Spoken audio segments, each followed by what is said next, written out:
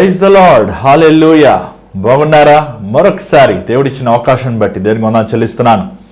మరి ఈరోజు దేవుని వాక్యం వినడానికి సిద్ధంగా ఉన్నారా? దేవుని వాక్యానికి వెళ్దామా? చిన్న ప్రార్థన చేద్దాం. పరిశుద్ధమైన తండ్రి దయగల ప్రభువా, మరొకసారి నీ పాసన్నిధిలోకి వస్తున్నామయ్యా.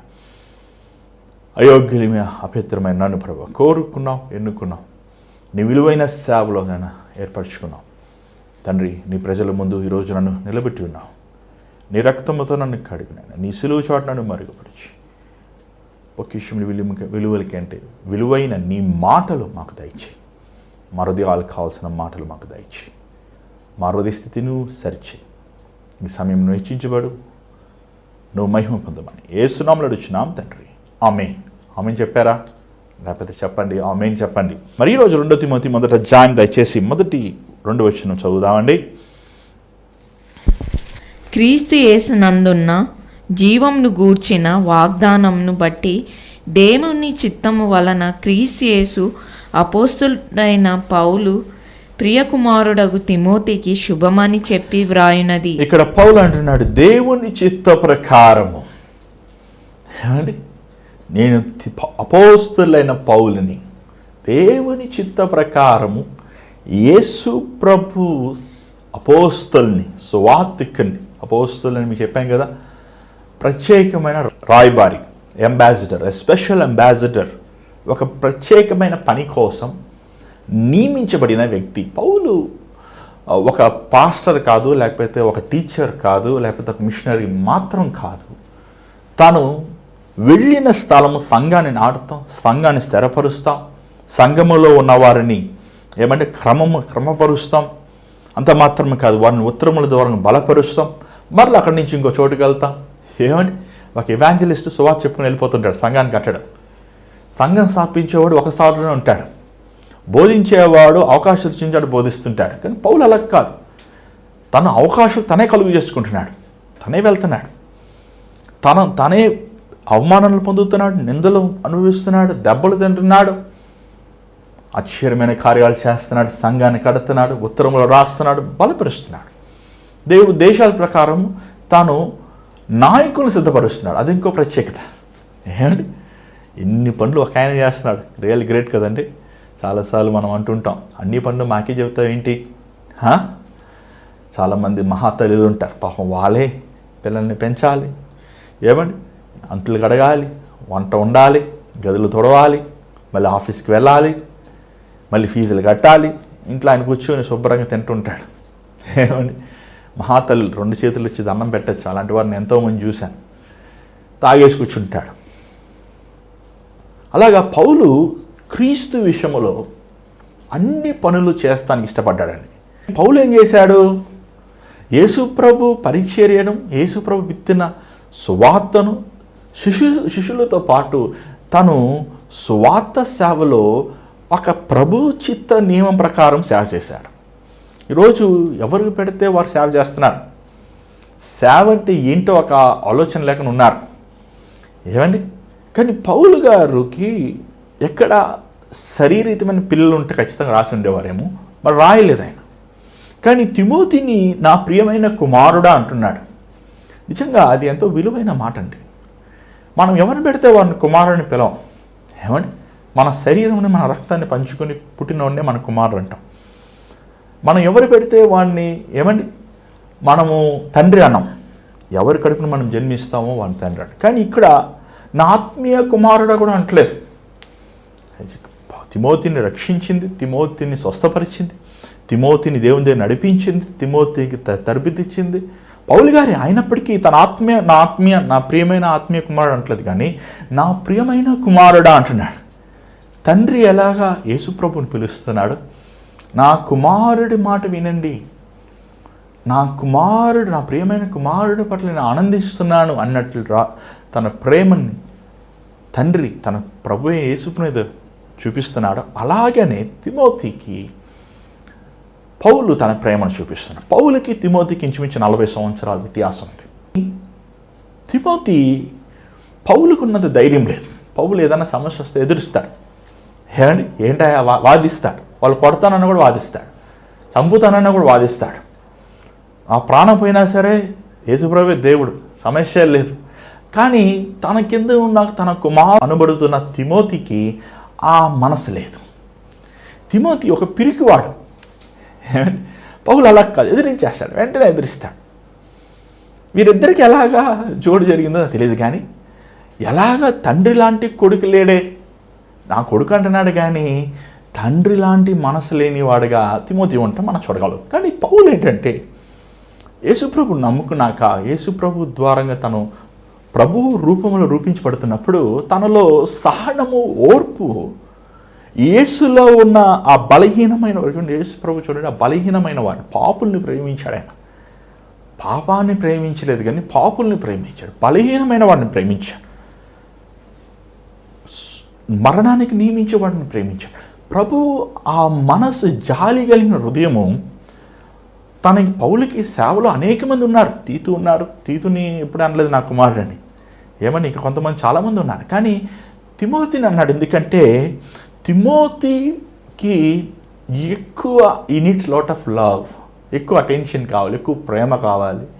తన బలహీనుడు, తను ఏమండి మనకు కొంతసార్లు మనకు 3 పిల్లలు ఉన్నా, 4 పిల్లలు ఉన్నా, కొన్నిసార్లు ఒక పిల్లోడు బలహీనంగా ఉంటారు. అందరూ మనం ఎట్లా చూస్తాం, ఒక వ్యక్తి బాగా చదువుకుంటారు, ఇంకొక వ్యక్తి బాగా బిజినెస్ చేస్తారు, ఒక వ్యక్తి బాగా సేవ చేస్తారు, కానీ ఇంకోటి ఉంటాడు పాపం వాడు ఏం చేయలేడు. వాడికి మనం అనుకుంటాం వాడు ఏం తలాంతులో మాట్లాడలేడు, పని చేయలేడు, బలహీనంగా ఉంటారు. 4 పిల్లలు ఉన్నా ఒకళ్ళు బలహీనంగా ఉంటారు. ఆ బలహీనమైన వాడు ఏం చేస్తాడు చెప్పండి, తండ్రి వాడిని పక్కనే పెట్టుకుంటాడండి. నేను నా పక్కనే ఉండరా అంటారు, నేను చూసుకుంటాను, నువ్వు అంటే బాబడే బతకలేని టైం పడద్దు అంటారు. అలాగ తిమోతిని ఎక్కువ సమయం, ఎక్కువ కాలము పౌలు తన దగ్గరే పెట్టుకున్నాడు.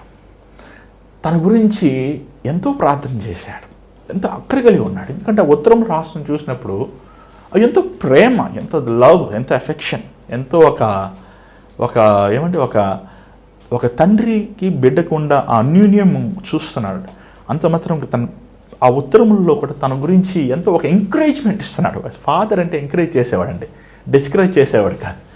ఏమండి ఈరోజు చాలామంది ఫాదర్స్ ఉన్నారు, పిల్లలు చదువుకుంటానండే నీకు ఎందుకు రా చదువు పా, పిల్లల్ని డిస్కరేజ్ చేస్తూ ఉంటాడు. అసలు ఇక్కడ ఫాదర్ అంటే నాకు ఎంకరేజ్ చేయాలి. ఫాదర్ ఇంకొక పేరు ఏంటి, ఎంకరేజర్, మన హెవెన్లీ ఫాదర్. ఏమండి ఆయన మనల్ని ప్రోత్సాహపరిచేవాడు, మనం బలపరిచేవాడు. పౌలు 25 సార్లు తిమోతిని, 1 తిమోతి 2 తిమోతి ఉత్తరముల్లో 25 సార్లు పౌలు తిమోతిని బలపరిచాడు. ధైర్యం తెచ్చుకో, భయపడద్దు, ధైర్యంగా ఉండు, ముందుకు వెళ్ళు. ఈ ఉత్తరముల్లో 25 సార్లు ఎఫెసీ సంఘాన్ని గురించి రాస్తాం అనేసి తిమోతి గురించే రాశాడు ఆయన. ఎందుకంటే is more concerned about his loving son. ఏమంటే తిమోతి అంతగా పౌలుని ప్రేమించాడు, ఎంతగా పౌలుని నిజంగా పౌలుని ఎంతగా తను గౌరవించాడో మనం చూస్తున్నాం. ఎందుకంటే పౌలు చెప్పినట్లు అక్షరాల తను మాటల్లో కాదు కానీ క్రియల్లో చేశాడు. ఎఫెసీ సంఘములో ఉన్న దుర్మార్గమైన వ్యక్తులు, ఎఫెసీలో ఉన్న తిరుగుబాటు వారు అసలు తిమోతి వారిని చూసినప్పుడు ముందు అల్లాడిపోయాడు, భయపడిపోయాడు. అమ్మో వీళ్ళని ఇంట్లో సేవ నడిపిస్తాను, వీళ్ళందరినీ ఎలా సేవ చేపిస్తాను. పిరికివాడు తిమోతి, భయం ఉండేవాడు, భయపడేవాడు.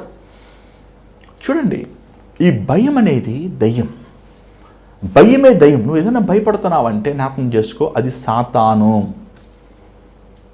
భయము ఎప్పుడు మనకు భయం కలుగుతుందంటే అండి, మనము జనరల్గా భవిష్యత్తు గురించి కానీ లేకపోతే ఏదైనా ఒక విషయం గురించి మనం ఆలోచించినప్పుడు ఆ ఆలోచనల్లో లేకపోతే ఆ పరిస్థితుల్లో దేవుడు లేకపోతే మనకు భయం వస్తుంది. ఏమండి అదే అంటున్నాడు చూడండి, పౌలు ఏమంటున్నాడు చూడండి, 6వ వచనం, 2 తిమోతి 1వ అధ్యాయం 6వ వచనం చదవండి ఒకసారి.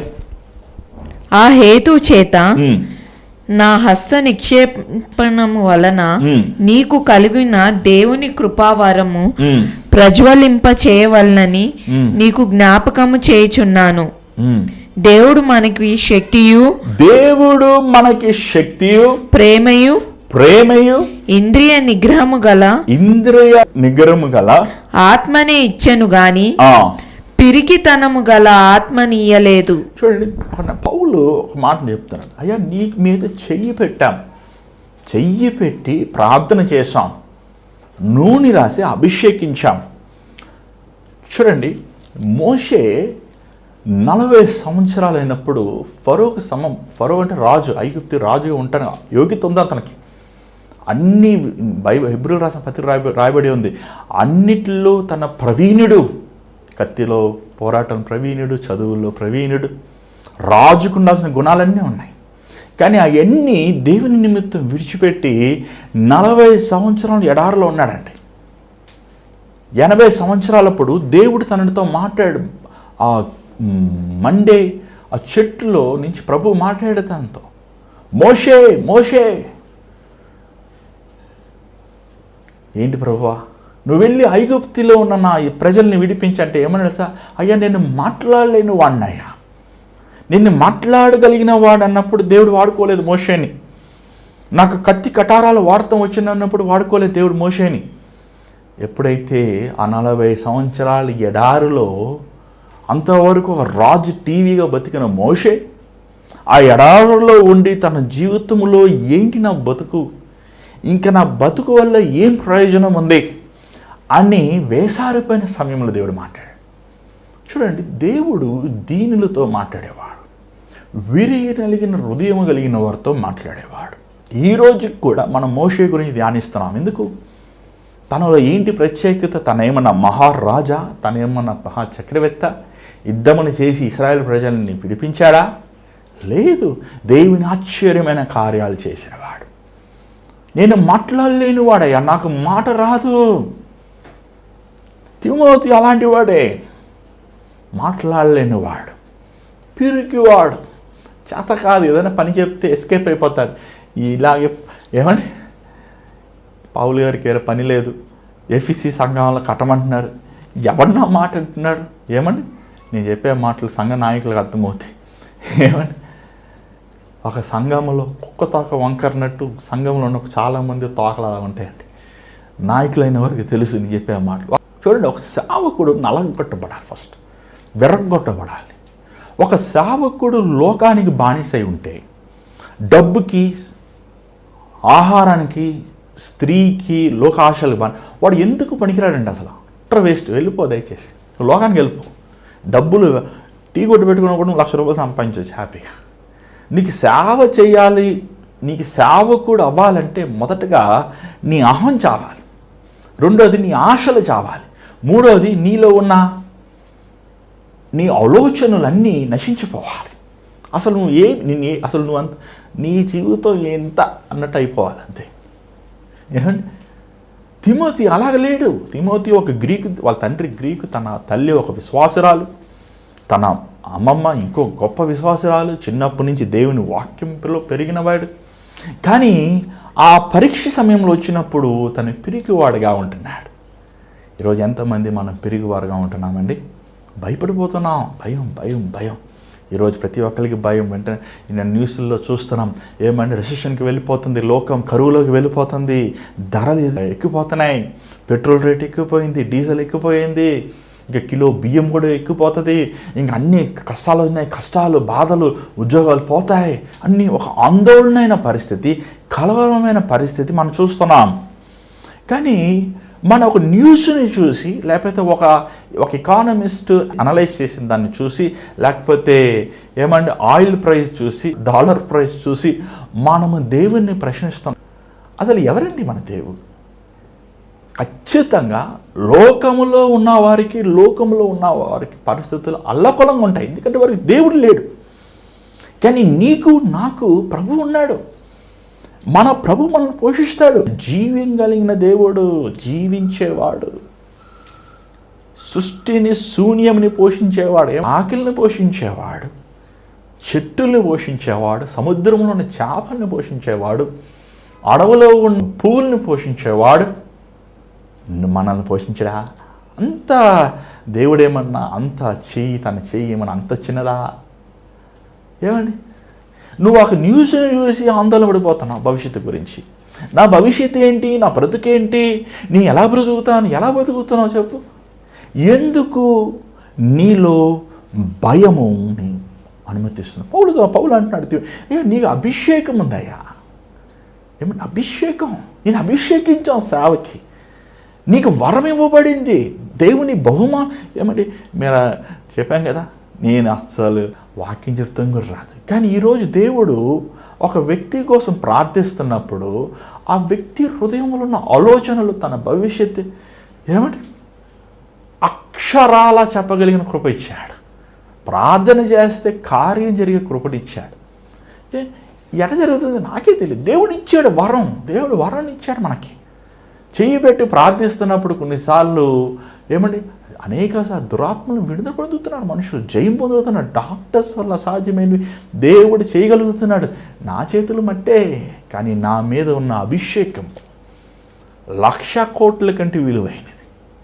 ఒక వ్యక్తి తన తలాంతులు కానీ తన జ్ఞానము కానీ అభివృద్ధి పొందడు, కానీ దేవుని అభిషేకం ద్వారా అభివృద్ధి పొందుతాడు. దేవుడు నీకు ఇచ్చాడు, నాకు ఇచ్చాడు. ఎవడైతే రక్షించబడి బాప్తిజం తీసుకుంటాడో, ఎవరైతే పరిశుద్ధాత్మతో నింపబడి ఉన్న ప్రతి ఒక్కడికి ఉంది అభిషేకం, ప్రతి ఒక్కడికి ఉంది వరం. కానీ ఆ వరం పెట్టుకొని తిమోతి భయపడిపోతున్నాడు, ఆందోళన చెందుతున్నాడు, కలవరపడిపోతున్నాడు. ఏమండి ఈరోజు మీరు అలా ఉన్నారా? మన దేవుడు ఎర్ర సముద్రాన్ని పాయలు చేసినవాడు. ఇక్కడ చూడండి, ఇంకా కొంచెం మనం ముందుకు వెళ్తాం. మనకి భయపడే ఆత్మని ఇవ్వలేదు, కానీ భయపడే ఆత్మ, దురాత్మ, సాతాన్, భయం, దాని పేరే భయం. ఏమండి అది పట్టుకుంది అనుకోండి మనకు భయం వచ్చేస్తుంది. ఈ భయంతో పాటు మనకేమొస్తుంది, బలహీనత వస్తుంది, కృంగుదల వస్తుంది. మనం చూస్తానికి ఏమైనా మంచి కండలు ఉంటాయి, కానీ మనసును పట్టుకొని మనం కృంగిపరిచేస్తుంది సాతాన్ అండి, దేవుడు అది. ఎప్పుడు అలాంటి టైంలో వెంటనే నువ్వు యేసు రక్తం జయం సాతాన్ నువ్వు వెళ్ళి సాతానా, ఈ దేహం దేవునిది, నా శరీరం దేవునిది, నా రక్తము దేవుని, నువ్వు ఎందుకు వచ్చావు వెళ్ళ, నీ భవిష్యత్తు ఏంటి, నీ బతుకేంటి, నీ పిల్లలేంటి, నువ్వు తిన్నావా లేదా ఆయన తెలీదా, ఆయన అనుకోడా? ఎందుకు వారిని భయపడుతున్నావు? ఎందుకు దేవుడికి తెలీదా నీ అవసరతలు ఏంటని? అనేక సార్లు మనం దేవునికి విరోధంగా ఉండి దేవుడు మనం ఆశీర్వదించలేదు అంటాం.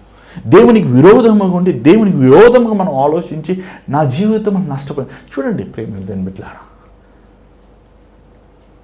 మీ అమ్మగారు నువ్వు ఎంత తిట్టినా, మీ నాన్నగారు నువ్వు ఎంత తిట్టినా, చాలామంది గొడవ పెట్టినప్పుడు నువ్వు నా తండ్రివే కాదు పో అంటారు, నువ్వు నా తల్లివే కాదు, నాకు ఏ సంబంధం లేదు. నిజంగా చెప్పు, ఏ సంబంధం లేకుండా ఉంటుందా?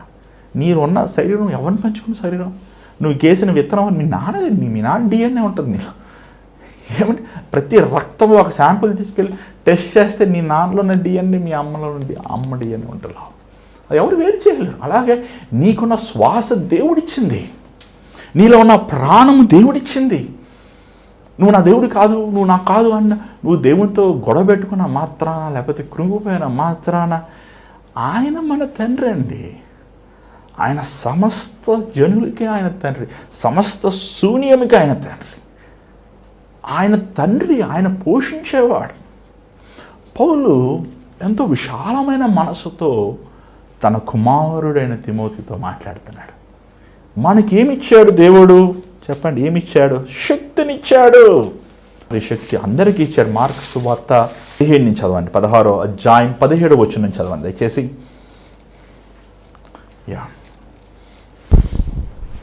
నమ్మిన వారి వలన ఈ సూచక క్రియలు కనబడును, ఏవనగా నా నామమున దయ్యములను వెళ్ళుగొట్టుదురు, క్రొత్త భాషలో మాట్లాడుదురు, పాపములను ఎత్తి పట్టుకొందురు, మరణకరమైనదేది త్రాగినను అది వారికి హాని చేయదు, రోగుల మీద చేతులుంచినప్పుడు వారు స్వస్థత నొందుదురని వారితో చెప్పాను. అలాగే మత్తయి చివరి అధ్యాయం 28వ అధ్యాయము 18వ వచనం మాత్రం చదవండి, మనకి సమయం లేదు. 28వ అధ్యాయం 18వ వచనం మాత్రం చదవండి దయచేసి. మీరు కూడా చూడండి, మీ బైబిల్ తిప్పండి. అయితే యేసు వారి యొద్దకు వచ్చి పరలోకమందును భూమి మీదను నాకు సర్వాధికారము ఇయ్యబడి ఉన్నది, కాబట్టి మీరు వెళ్ళి సమస్త జనులను శిష్యులనుగా చేయుడి, తండ్రి యొక్కయు కుమారుని యొక్కయు పరిశుద్ధాత్మ యొక్క నామంలోనికి వారికి బాప్తిస్మం ఇచ్చుచు నేను మీకు ఏ ఏ సంగతులు ఆజ్ఞాపించితినో వాటన్నిటినీ గైకొనవలెనని వారికి బోధించుడి. దేవుడు ఇచ్చేసాడంటే మనకు దేవుడికి ఉన్న అధికారం. ఏమండి, మన తండ్రి ఆయన పరలోక తండ్రి, ప్రేమామూర్తి. ఏమంటే ఆయన మనకి శక్తిని ఇచ్చాడు, మనకి అధికారం ఇచ్చి ఉన్నాడు. ఇద్దరు ముగ్గురు నా నామంలో ఏది బంధిస్తారో అది బంధించబడను, ఏది తెరుస్తారో తెరవబడును అన్నాడు. God has given the authority. నీకు అధికారం ఇచ్చి ఉన్నాడు. ఒక సేవకుడు నూనె రాసి ప్రార్థన చేయవసరం లేదు. సేవకుడికి దేవుడు ప్రత్యేకమైన వరం మాత్రం కాదు, దేవుడు ప్రతి ఒక్కడికి వరం ఇస్తానికి సిద్ధంగా ఉన్నాడు. తన అభిషేకం ఇస్తానికి సిద్ధంగా, తన పరిశుద్ధాత్మని ఇస్తానికి సిద్ధంగా ఉన్నాడు. దేవుడు మనకిచ్చి ఉన్నాడు. ఆ మాటలు చెప్తున్నాడు తిమోతి. ఎందుకు తిమోతి వారిని కలవరపెడదాం? దేవుడు మనకి శక్తిని ఇచ్చాడు.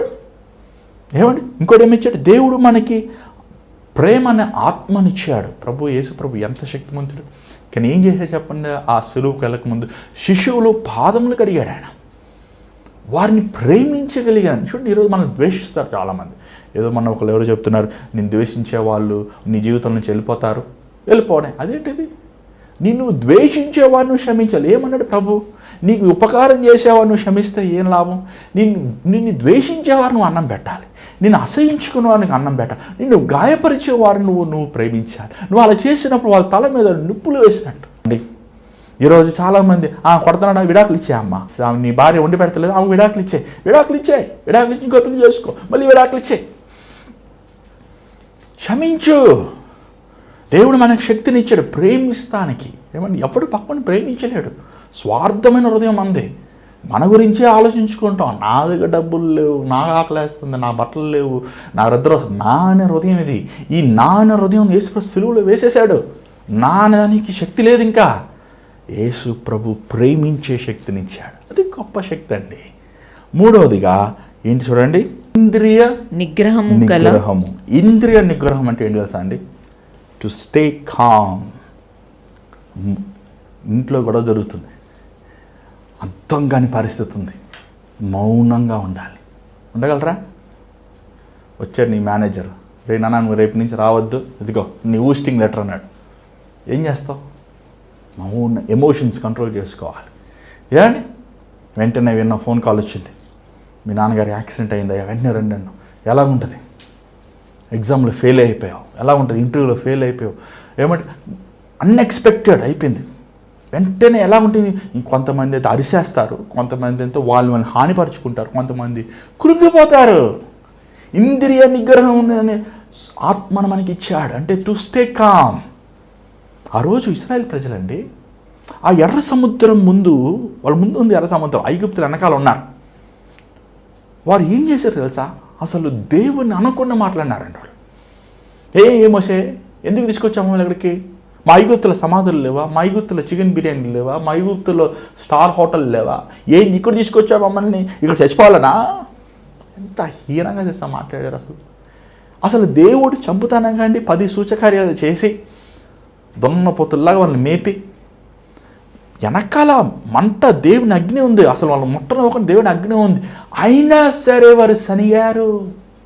అయినా సరే వారు అసలు ఏం చేయాలి? ఆశా నిగ్రహం ఉన్న వ్యక్తి ఏం చేస్తాడు తెలుసా? మౌనంగా ఉంటాడు. కొన్నిసార్లు మన జీవితంలో ఏం అర్థం కావాలి, మనకి ఏం అర్థం కావు. నాకే అర్థం కావట్లేదు, మీకే అర్థం కావు, చాలామంది ఆమెకు అర్థం కావు. ఎంత వరం ఉన్నా, ఎంత దేవుడు బయలుపరచాలని కొన్ని విషయాలు కొన్ని మన అర్థం కావు. మనకి అర్థం కానప్పుడు ఏం చేయాలి తెలుసా? మౌనంగా ఉండు. Stay calm. మౌనంగా అంటే నోట్లు తిట్టుకోవాల్సిన లేదు. దేవుని వాగ్దానాల మీద ఆధారపడు. పిలిచినవాడు నమ్మదగిన దేవుడు. అయిపోయింది నా జీవితం, ఇంతటితో ఫినిష్ అని సాతాను గారు సృష్టిస్తాడు. దేవుడు సృష్టించాడు. ఎందుకు నిన్ను అయిపోయింది ఇంత దూరం తీసుకొచ్చి చంపుతాను కదా దేవుడు తీసుకొస్తాను నిన్ను. అసలు దేవుడేమో ఎన్నడూ మానవుడు చరిత్రలో చేయలేని ఆశ్చర్యమైన కార్యాలు ఇశ్రాయేలు ప్రజల ముందు చేయాలని ఆశిస్తే వీరు స్తుతిస్తాం మానేసి దేవుణ్ణి ఆరాధిస్తాం, కొనియాడతాం అని. చూశారు కదా 10 ఆశ్చర్యమైన కార్యాలు.